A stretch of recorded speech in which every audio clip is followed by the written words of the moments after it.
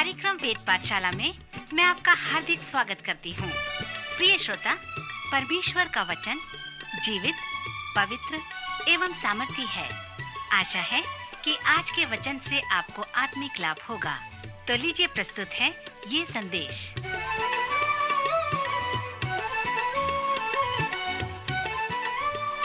नमस्कार श्रोता मित्र, वेद पाठशाला की अगली कक्षा में आपका स्वागत है। यह कक्षा संपूर्ण पवित्र शास्त्र के एक एक पुस्तक का सर्वेक्षण है। इस कक्षा में मैं यीशु मसीह के महत्वपूर्ण व प्रचलित प्रवचन के महत्व को बता रहा हूँ। मत्ती उसे किस प्रकार से वर्णन किया है, उसे ध्यान से सुने। और यीशु सारे गलील में फिरता हुआ उनकी सभाओं में उपदेश करता और राज्य का सुसमाचार प्रचार करता और दुर्बलता को दूर करता रहा। और सारे सूरिया में उसका यश फैल गया और लोग सब बीमारों को, जो नाना प्रकार की बीमारियों और दुखों में जकड़े हुए थे और जिनमें दुष्ट आत्माएं थीं, और मिर्गी वालों और झोले के मारे हुओं को उसके पास लाए और उसने उन्हें चंगा किया। और गलील और दिकापुलिस और यरूशलेम और यहूदिया से और यरदन के पार से भीड़ की भीड़ उसके पीछे हो ली। वह इस भीड़ को देखकर पहाड़ पर चढ़ गया, और जब बैठ गया तो उसके चेले उसके पास आए और वह अपना मुंह खोलकर उन्हें उपदेश देने लगा। श्रोता, पहाड़ी उपदेश का यह एक अच्छा उपदेश है। यद्यपि हम इसे पहाड़ी उपदेश कहते हैं, परंतु यह इस प्रकार नहीं है। यह उस प्रथम मसीही सभा के जैसा है। जब उसने पहाड़ी उपदेश दिया, तब वह बहुत ही चालाकी के साथ उपदेश दिया। वह उस समय गलील के झील के आसपास हजारों लोगों के मध्य सेवकाई कर रहा था। उन लोगों के पास अनेक प्रकार की समस्याएं थीं। यीशु ने लोगों की आवश्यकताओं को पूरा किया। सो लोगों की आवश्यकताओं को पूरा करने के लिए उसने कुछ अच्छी नीति अपनाई। वह पहाड़ के ऊंचे स्थान पर चढ़ गया और कुछ लोगों को वहां आमंत्रित किया कि वे उसके साथ मिल जाएं, ताकि उनके साथ एक सभा कर सके, जिसे मैं प्रथम मसीही सभा कहता हूँ। मत्ती उसके 3 अध्याय 13 पद के अनुसार हर एक लोग व्यक्तिगत निमंत्रण के साथ में उसके पास आए। श्रोता मित्र, इसकी जो शिक्षा है वह मत्ती के 5, 6 और 7वें अध्याय में पाया जाता है, जो महत्वपूर्ण है। हमें चाहिए कि हम सर्वप्रथम इस उपदेश के संदर्भ और सारांश को समझें। यहाँ जिस संदर्भ में शिक्षा दिया गया है, आप तीनों अध्याय को पढ़कर उसके सारांश को जान सकते हैं। कुछ सेवकों को मैं इस प्रकार कहते हुए सुना है कि आप मत्ती के 5, 6 और 7 अध्याय को फाड़ दें और फिर संपूर्ण बाइबल को फेंक दें, क्योंकि ये 3 अध्याय संपूर्ण बाइबल के सच्चाइयों को प्रस्तुत करते हैं। मित्र, मैं इसमें सहमत नहीं हूँ, क्योंकि मुझे मेरे पसंद के अन्य पुस्तकों को फेंकना पड़ जाएगा। मैं ऐसा नहीं करूँगा, पर मैं इस बात में सहमत हूँ कि ये तीनों अध्याय में जिसमें प्रभु यीशु ने संदेश दिया, वे व्यवस्था के उन नबियों की शिक्षा के समान हैं। पवित्र शास्त्र जो शिक्षा देता है, वह उसमें उसके सार को प्रस्तुत किया गया है। श्रोता, इसके पहले कि इन तीनों अध्यायों को देखें, जिसे अनेक लोग छोटी बाइबल के जैसे कहते हैं, आइए एक बार फिर उस संदर्भ को देखें जिसमें यह शिक्षा दिया गया है। उस भीड़ में से कुछ लोगों को जब यीशु ने आमंत्रित किया ताकि वह लोगों की आवश्यकताओं को पूरा करे, तो उसने उस भीड़ को 2 भागों में बांटा। सो जो लोग उसके साथ थे, उसके समाधान व उत्तर का एक भाग होना चाहते थे, लोगों की आवश्यकताओं को पूरा करना चाहते थे। पर यहाँ पर इस पहाड़ी उपदेश में जो चुनौती है कि तुम कहाँ हो। पुराने नियम में परमेश्वर ने मनुष्य के साथ वार्तालाप करना प्रारंभ किया और कहा, तू कहाँ है। और उस चुनौती के साथ हम पहाड़ी उपदेश के संदर्भ को देखते हैं कि तू कहाँ है। क्या आप उस पहाड़ के नीचे हैं और अभी भी समस्या के एक भाग हैं, या फिर आप उस पहाड़ की चोटी में यीशु के साथ हैं? क्या आपका कलीसिया में सदस्य होना इस बात को दर्शाता है कि आप उसके समाधान के एक भाग हों, या उसके एक उत्तर हों, या फिर क्या आप एक और प्रश्नवाचक चिन्ह होना चाहते हैं? जब आप पहाड़ी उपदेश पर विचार करते हैं तो आप इस प्रकार की चुनौती का सामना करते हैं। डॉक्टर मार्टिन एल जोनेस के अनुसार कि जिस संदर्भ में शिक्षा दिया गया है वह हमें मसीही होने के संकट की तस्वीर को प्रस्तुत करता है कि मसीहियत क्या है, मसीह का चेला होने का अर्थ क्या है। यूहन्ना व पौलुस इसे प्रस्तुत करते हैं। यहाँ पर मत्ती जिस महत्व को प्रस्तुत करता है कि यह यीशु मसीह को अपनी योजना अनुसार लेना या अपनाना नहीं है, परंतु यह यीशु की योजना है कि वह आपको अपनी योजना में ले सके। वह चुनौती इस प्रकार है कि क्या आप स्वेच्छा से उसका एक उत्तर होना चाहते हैं? क्या आप स्वेच्छा से अपने आप को यीशु के कार्य के लिए सौंपना चाहते हैं? यीशु मसीह एक दिव्य दर्शन वाला है। वह सुसमाचार प्रचारक था। उसके पास एक कार्य था। यदि आप पहाड़ी उपदेश के संदर्भ को समझते हैं तो यह सभा भर्ती करने वाली सभा थी। इस प्रथम सभा में वह अपने दर्शन को दूसरों के साथ बांटता है ताकि वह प्रचारकों का चुनाव कर सके जो उसके दर्शन व कार्य को पूरा कर सकें। पहाड़ी उपदेश का संदर्भ यही है। अब हम इस पहाड़ी उपदेश के सारांश को देखने के लिए तैयार हैं। जब यीशु पहाड़ पर उन चेलों से मिला तो वह उन्हें शिक्षा व उपदेश प्रारंभ किया। उसने उन्हें व्यवहार व मनोवृत्ति के विषय में बताया। मत्ती के 6वें अध्याय अर्थात संदेश के केंद्र में उसने कहा, शरीर का दिया आंख है। यदि तेरी आंख निर्मल हो तो तेरा सारा शरीर भी उजियाला होगा, परंतु यदि तेरी आंख बुरी हो तो तेरा सारा शरीर भी अंधियारा होगा। मित्र, आंख से जो यीशु का अर्थ है वह हमारा बाहरी दृष्टिकोण है, हमारा मनोभाव है। सबसे बड़ा आलोचनात्मक जो प्रश्न है वो इस प्रकार है कि आप वस्तुओं को कैसे देखते हो। आपका बाहरी दृष्टिकोण कैसा है? आपका मनोभाव कैसा है? आप जिन वस्तुओं को देखते हो तो उजियाले से भरे हुए शरीर के साथ देखते हो या अंधियारे शरीर के साथ देखते हो। जिस तरह से आप देखते हैं वह आनंदित जीवन भी हो सकता है या फिर दुखी जीवन भी हो सकता है, क्योंकि आपका बाहरी दृष्टिकोण विवादास्पद है।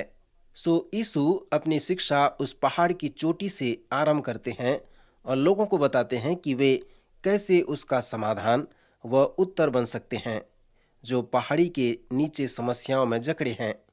उसने उन्हें व्यवहार व मनोवृत्ति के विषय में बातें किया।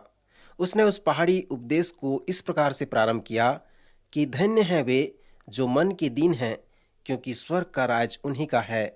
धन्य हैं वे जो शोक करते हैं, क्योंकि वे शांति पाएंगे। धन्य हैं वे जो नम्र हैं, क्योंकि वे पृथ्वी के अधिकारी होंगे। धन्य हैं वे जो धर्म के भूखे व प्यासे हैं, क्योंकि वे तृप्त किए जाएंगे। धन्य हैं वे जो दयावान हैं, क्योंकि उन पर दया की जाएगी। धन्य हैं वे जिनके मन शुद्ध हैं, क्योंकि वे परमेश्वर को देखेंगे। धन्य हैं वे जो मेल करने वाले हैं, क्योंकि वे परमेश्वर के पुत्र कहलाएंगे। धन्य हैं वे जो धर्म के कारण सताए जाते हैं, क्योंकि स्वर्ग का राज उन्हीं का है। श्रोता मित्र, जब यीशु ये 8 सुंदर स्वभाव हमें दिए हैं तो वे चेलों के मनोवृत्ति, उनके मनोबल को वर्णन करते हैं। वे मसीहियत के स्वभाव को वर्णन करते हैं। क्या आप उस समस्या के एक भाग हैं या फिर उसके समाधान के एक भाग हैं? क्या आप उसके उत्तर के एक भाग हैं या अगला प्रश्नवाचक चिन्ह हैं? आप कहाँ हैं? क्या आप मसीही हैं? ये 8 सुंदर स्वभाव मसीही स्वभाव को दर्शाते हैं। जैसे यीशु इन स्वभाव को प्रस्तुत करता है तो वह हमसे कहता है कि जो स्त्री पुरुष मेरे समाधान हैं, मेरे उत्तर हैं, उनके लिए यह रूपरेखा है, ताकि जो पहाड़ी के नीचे हैं, जिनके पास समस्याएं हैं, वे इस रूपरेखा के द्वारा उन्हें उत्तर दे सकते हैं, उनके समस्या का समाधान कर सकते हैं। अब मैं आपको इन 8 सुंदर स्वभाव का सारांश बता दूं। धन्य हैं वे जो मन के दीन हैं। इसका अर्थ क्या है?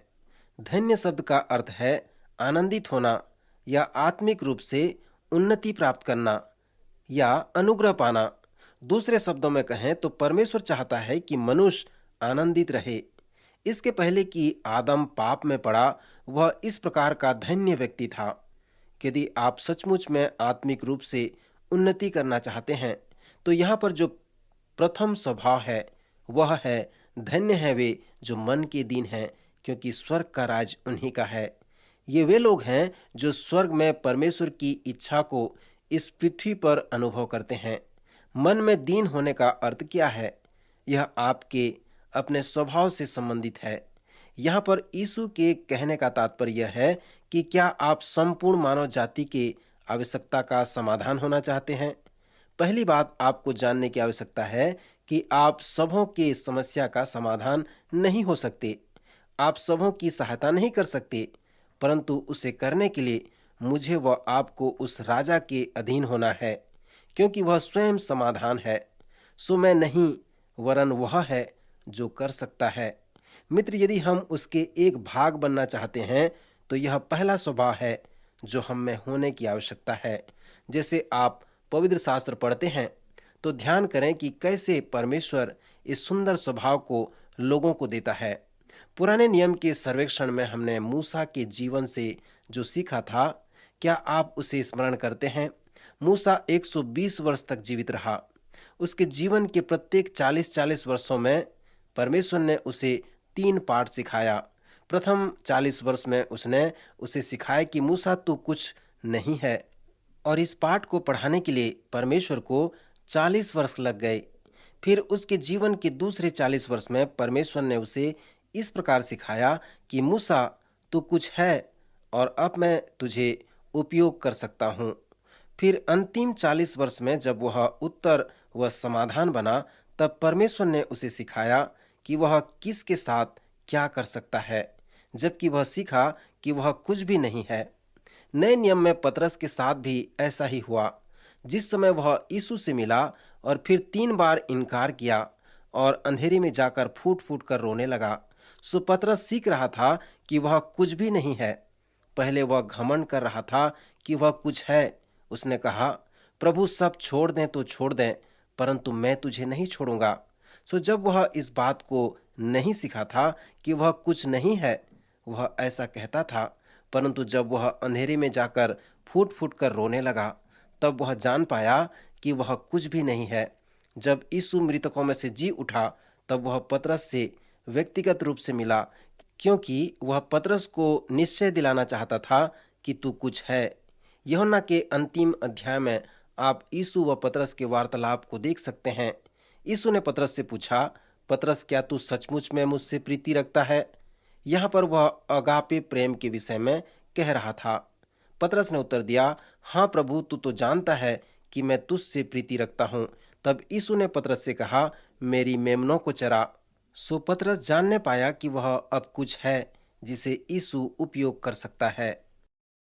मित्र, इस सुंदर व्यवहार से यीशु का जो अर्थ था कि उस पहाड़ी के नीचे देखो, क्या आप उस खेदित लोगों को देखते हो? क्या आप उनके समाधान के भाग या उत्तर होना चाहते हो? यदि चाहते हो तो आप अपने आप में कभी खेदित नहीं होंगे। धन्य हैं वे जो शोक करते हैं, धन्य हैं वे जो दुख उठाते हैं। पुराने नियम के सर्वेक्षण में जब हमने अय्यूब की पुस्तक को पढ़ा था, तब मैंने वहां पर बाइबल के उन 30 कारण को बताया था कि क्यों परमेश्वर अपने लोगों को अनुमति देता है कि वे दुख उठाएं। सो यही एक कारण है कि मैं और आप दुख उठाते हैं। यदि आपको ठेस न लगी हो, यदि आप कभी दुख नहीं उठाए हों, तो आप शांति लाने वाले सेवक नहीं बन सकते। यदि आप इसका अनुभव नहीं करेंगे, तो आप कैसे शांति दिलाने वाले सेवक बन सकते हैं? सो यीशु कहता है कि धन्य हैं वे जो शोक करते हैं। यहाँ पर जो अगली बात है, हम सीखते हैं कि यदि आप मन के दीन हैं, तो आप शोकित होंगे। परमेश्वर ने मूसा, पतरस और मुझे व आपको कैसे सिखाया कि हम नहीं कर सकते। उसने उस असफलता के विषय में भी हमें सिखाया है। मैं विश्वास करता हूं कि हमारा असफल होना परमेश्वर का अच्छा औजार है, जिससे वह हमें बता सके कि हम मन के दीन हैं। जब आप समाधान व उत्तर के लिए भाग बनना चाहते हैं, तो यह बहुत दर्दीला होता है, और आप जब असफल होते हैं तो वह बहुत कष्टदायक होता है। जब आप असफल हो जाते हैं तो आप शोक करते हैं, आप दुखी होते हैं, परंतु वह असफलता शायद परमेश्वर का तरीका हो सकता है कि वह आपको सिखा सके कि मन के दीन होने का क्या अर्थ है। अगला जो मनोवृत्ति या विचार है कि वह धन्य है वे जो नम्र हैं। पवित्र शास्त्र में जो नम्र का अर्थ है वो अलग प्रकार का है। यदि आप यूनानी व इब्रानी भाषा में इसके अर्थ को देखेंगे तो इसका अर्थ अलग है। यह अनुशासन में लाना है। जब यीशु ने कहा, मेरा जुआ अपने ऊपर उठा लो और मुझसे सीखो, क्योंकि मैं नम्र व मन में दीन हूँ। मित्र, इससे उसका क्या तात्पर्य था? जब यीशु कहते हैं कि मैं नम्र हूं, तो उसका तात्पर्य यह है कि मैं हमेशा ऐसा ही कार्य करता हूं जो मेरे पिता को अच्छा लगता है। दूसरे शब्दों में कहें तो मैं अपने पिता के लगाम को स्वीकार करता हूं, उसके इच्छा व अनुशासन को स्वीकारता हूं, और मैं हमेशा वही करता हूं जो मेरे पिता को अच्छा लगता है। चौथी जो मनोवृत्ति या विचार है वह है, धन्य है वे जो धर्म के भूखे व प्यासे हैं, क्योंकि वे तृप्त किए जाएंगे। ये तीसरा व चौथा विचार एक साथ हैं, जो एक दूसरे की अगुवाई करते हैं। जब तरसुस का साउल जीवित यीशु से दमिश्क के मार्ग में मिला, तो साउल नम्र नहीं था। वह मसीहों को मरवा रहा था, कलीसिया को सता रहा था, उजाड़ रहा था। फिर पौलुस अनेक स्थानों में हमें बताया कि यीशु के साथ उसकी भेंट कैसे हुई। जब वह यीशु से मिला, तब यीशु ने उससे प्रश्न पूछा, हे साउल, हे साउल, तू मुझे क्यों सताता है? मेरे विरुद्ध में लगाम क्यों खींचता है? यह तेरे लिए कठिन है। जब साउल ने प्रश्न को सुना, तब उसने उत्तर दिया कि हे प्रभु, तू कौन है?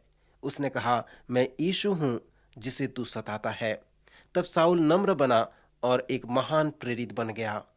सो जब साउल नम्र बना, तब उसका जो प्रथम प्रश्न था कि प्रभु, तू मुझसे क्या चाहता है कि मैं करूं?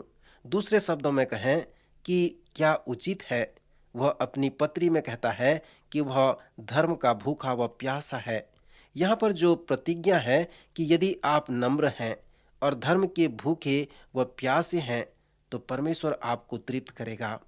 श्रोता मित्र, फिर जो अगला स्वभाव व मनोवृत्ति है कि धन्य है वे जो दयावंत हैं, क्योंकि उन पर दया की जाएगी। दयावंत शब्द का जो अर्थ है स्नेहमय या प्रेममय। धन्य है वे जो परमेश्वर के अगापे प्रेम से भरपूर होते हैं। यदि आप उस पहाड़ी के नीचे जाते हैं जहां लोग दुखित, पीड़ित व खेदित हैं, और यदि आप उनके साथ समाधान करते हैं, उनके समाधान के एक भाग हो जाते हैं, तो आप एक ऐसे व्यक्ति हो जाते हैं जो परमेश्वर के प्रेम से भरपूर है। धर्म या धार्मिकता से परिपूर्ण होने का अर्थ है परमेश्वर के प्रेम से भरपूर हो जाना। अगला विचार है कि धन्य है वे जिनके मन शुद्ध हैं, क्योंकि वे परमेश्वर को देखेंगे। जब वे लोग प्रेम करते हैं, जब वे पहाड़ के नीचे उस भीड़ के मध्य जाकर उनसे प्रेम रखते हैं, तो यह इसलिए नहीं कि उन्हें कुछ आवश्यकता है, परंतु यह इसलिए क्योंकि ये परमेश्वर के प्रेम से भरपूर हैं। उनके मन व विचार शुद्ध हैं, और जैसे वे प्रेम करते हैं तो उनका हृदय पवित्र है। सो ऐसी स्थिति में लोग अवश्य आपको प्रश्न पूछेंगे। यदि आप किसी को 1000 रुपया देंगे, तो वे आपको अवश्य पूछेंगे कि आप मुझे यह पैसा क्यों दे रहे हैं? इसे देने में आपका क्या तात्पर्य है? मित्र, जब आप किसी के लिए कुछ अच्छा करना चाहेंगे, तो लोग आपके उद्देश्य को अवश्य जानना चाहेंगे। प्रभु यीशु के चेले जो प्रभु यीशु के द्वारा चुने गए हैं, धर्म के भूखे व प्यासे हैं। परमेश्वर उन्हें धार्मिकता से भर दिया है, जो उनके मन से शुद्ध उद्देश्य के द्वारा उचित प्रेम से प्रकट होता है। सो वे उन्हें उत्तर दे सकते हैं कि मसीह के प्रेम ने हमें भरपूर कर दिया है कि हम तुमसे प्रेम रख सकें। अगला स्वभाव या जो मनोवृत्ति है कि धन्य है वे जो मेल करने वाले हैं, क्योंकि वे परमेश्वर के पुत्र कहलाएंगे। मित्र, मेल करने वाले का जो विषय यहाँ पर बताया गया है, वह मेल मिलाप को दर्शाता है। मसीह के चेलों में जो अच्छा स्वभाव था, वो मेल मिलाप का स्वभाव था। आज संसार में जो बड़ी समस्या है, वह अलगाव का है। पवित्र शास्त्र के परिचय में हमने परमेश्वर व मनुष्य के अलगाव को देखा था। आदि समय में परमेश्वर व मनुष्य का मेल था, परंतु मनुष्य ने परमेश्वर से अलग होने का चुनाव किया। सो उसने अपना मार्ग लिया, क्योंकि परमेश्वर पवित्र है। सो मनुष्य परमेश्वर से अलग हो गया। फिर परमेश्वर जो पवित्र है, पापी मनुष्य के साथ मिलकर नहीं रह सकता था। सो जिस विशेष समस्या को पवित्र शास्त्र बताता है, वह परमेश्वर व मनुष्य के बीच का अलगाव है, जो मेल मिलाप हो सकता है। यदि मनुष्य परमेश्वर के साथ मेल मिलाप नहीं कर सकता, तो वह एक दूसरे से मेल मिलाप कैसे कर सकता है? पौलुस के अनुसार प्रभु यीशु के चेलों को जो महान सेवा व संदेश सौंपी गई थी कि वह मेल मिलाप की सेवा थी। परमेश्वर मसीह के साथ था। वह अपने साथ संसार का मेल मिलाप कर रहा था। वह उनके पापों का दंड उन्हें नहीं दे रहा था। सो परमेश्वर हमें मेल मिलाप का संदेश और सेवा सौंपी है। यीशु ने हमें आदेश दिया है कि हम संसार में जाएं और लोगों से कहें, परमेश्वर से मेल मिलाप कर लो। यीशु मसीह के कारण परमेश्वर आपसे मेल मिलाप कर सकता है। जो यीशु मसीह सच्चे चेले थे, सताए जाते हैं क्योंकि वे मेल मिलाप करने वाले होते हैं। जब आप मेल मिलाप करता बनते हैं, तो इस सेवा को आप कहाँ करते हैं? आप ऐसे स्थान में जाते हैं जहां इस प्रकार की समस्याएं होती हैं। प्रभु यीशु के चेले जो मेल मिलाप करने वाले हैं, वे उन सुंदर व्यवहार को लेकर अपनी कलीसिया में, अपने पड़ोस में, अपने घर में जाते हैं जहां इस प्रकार की समस्याएं होती हैं।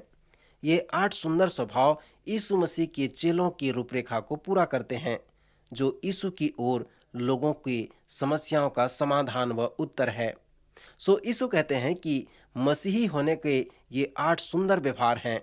इन आशीष वचन को देने के बाद यीशु अनेक शब्दों से कहते हैं, यदि तुम्हारे अनुभवों में ये व्यवहार है, तो परमेश्वर के अनुग्रह से वे आपको इस पृथ्वी के नमक बनाएंगे, जगत की ज्योति बनाएंगे।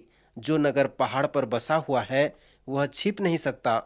लोग दिया जलाकर पैमाने के नीचे नहीं रखते, परंतु दीवट पर रखते हैं, तब उससे घर के सब लोगों को प्रकाश पहुंचता है। उसी प्रकार तुम्हारा उजियाला मनुष्यों के सामने चमके, कि वे तुम्हारे भले कामों को देखकर तुम्हारे पिता की जो स्वर्ग में है बड़ाई करें। सो ये उदाहरण बताते हैं कि जब आप इन स्वभाव को लेकर पहाड़ी के नीचे लोगों के पास जाएंगे, तो यह उनमें कार्य करेगा और वे मसीही बनेंगे। संस्कृति एक अलग शब्द है कि हम कैसे कार्य करते हैं। यदि आप एक सुसमाचार प्रचारक हैं और यदि आप यीशु मसीह का समाधान व उत्तर बनना चाहते हैं, और जब आप बाहर जाकर लोगों को मसीही बनाते हुए देखते हैं, अपने सेवा के परिणाम को देखते हैं, तो क्या आप जानते हैं कि आपका बड़ा शत्रु क्या है? वो संस्कृति है। क्योंकि संस्कृति का अर्थ है कि किस तरह से हम कार्य करते हैं। हम उस तरह से नहीं करते जिस तरह से हमें करनी चाहिए। हम यीशु के अनुसार नहीं करते, परंतु अपने तरीके से करते हैं। सो हम उसे अपनी संस्कृति कहते हैं। श्रोता, जब आप पहाड़ी उपदेश के संदर्भ व सारांश को समझते हैं, तो आप कुछ और भी समझने पाते हैं। यीशु मसीह एक क्रांतिकारी था। वह संस्कृति को परिवर्तन करने आया था। यदि आप उस यीशु के चेले हैं, तो आप संस्कृति पर नहीं घबराएंगे, परंतु आप प्रतिदिन इस कार्य के साथ बाहर जाएंगे कि मैं यहाँ इसलिए हूँ कि संस्कृति का सामना करूँ। यदि आप इन चारों उदाहरणों को समझ गए हैं, जिसे हम अपने अगले चरण में देखेंगे, और साथ ही साथ मत्ती के 5वें, 6वें और 7वें अध्याय के बाकी शिक्षाओं को देखेंगे, तो मैं सोचता हूँ कि अब तक आप 3 बातों को अवश्य समझ गए हैं। प्रथम, उस संकट में जाकर मसीही बनना। दूसरा, संस्कृति में जाकर मसीही बनना। और तीसरा, उस मसीही स्वभाव को प्रकट करना, चुनौती देना, ताकि वह संस्कृति में कार्यविंत हो सके। श्रोता, पहाड़ी उपदेश की शिक्षा हमें इन 3 बातों को सिखाते हैं। मैं सोचता हूँ कि इस पहाड़ी उपदेश की शिक्षा को जिस तरह से हमने प्रारंभ किया था, उसी प्रकार इस प्रश्न के साथ हम इसे समाप्त करें कि आप कहाँ हैं? क्या आप उस पहाड़ की चोटी पर यीशु के साथ हैं और उससे पूछ रहे हैं कि वह आपका उसके समाधान और उत्तर का एक भाग बनाए, या फिर आप अभी भी उस पहाड़ी के नीचे समस्याओं के साथ हैं और एक अलग प्रश्नवाचक चिन्ह है। आप आत्मिक रूप से कहाँ पर हैं? प्रभु आपकी सहायता करे कि आप उसे ढूंढ सकें।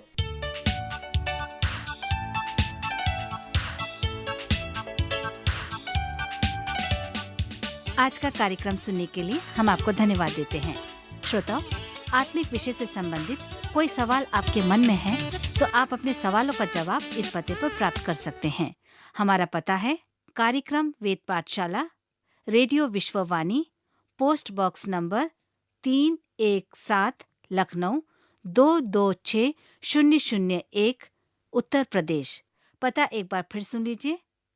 कार्यक्रम Ved Pathshala, radio Vishwavani, post box number 317, Lucknow 226001, Uttar Pradesh. और हाँ श्रोता, आप हमसे ईमेल के द्वारा भी संपर्क कर सकते हैं। हमारी ईमेल आईडी है hindiembassy@radio.vv.org, hindiembassy@radio.vv.org। अब हमारे कार्यक्रम का समय यहीं पर समाप्त होता है। अगले कार्यक्रम में आपसे फिर भेंट होगी। तब तक के लिए हमें आज्ञा दीजिए। नमस्कार।